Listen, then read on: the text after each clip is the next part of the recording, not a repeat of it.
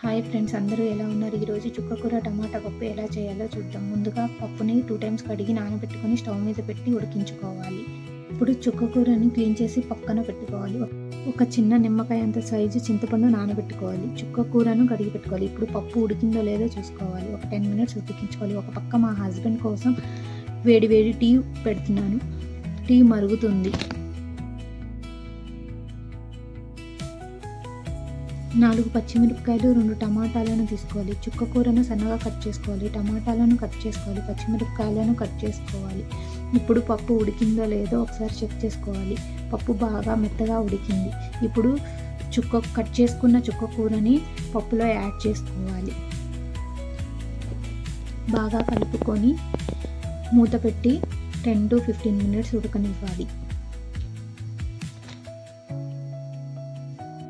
10 నిమిషాల తర్వాత చుక్కకూర బాగా ఉడికింది.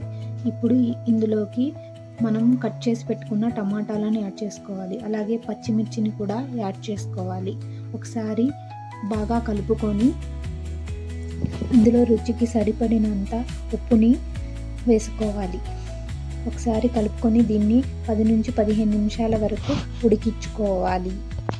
10 నిమిషాల తర్వాత టమాటా ముక్కలు బాగా ఉడికాయి. ఇప్పుడు ఇందులోకి మనం ముందుగా నానబెట్టుకున్న చింతపండు రసాన్ని వేసుకోవాలి. ఒకసారి కలుపుకొని ఇందులోనే రుచికి సరిపడినంత కారాన్ని యాడ్ చేసుకోవాలి.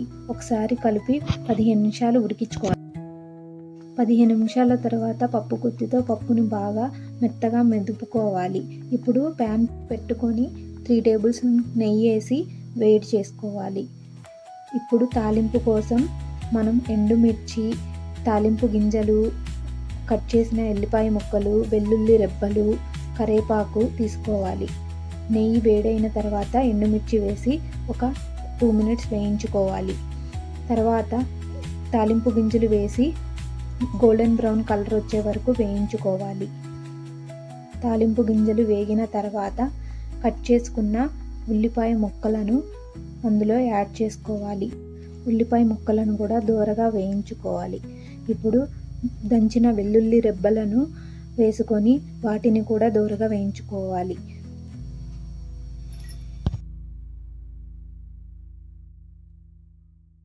విధంగా వేగిన తర్వాత కరివేపాకును వేసి వేయించుకోవాలి. టేస్ట్ కోసం ఇంగువను వేసుకోవాలి.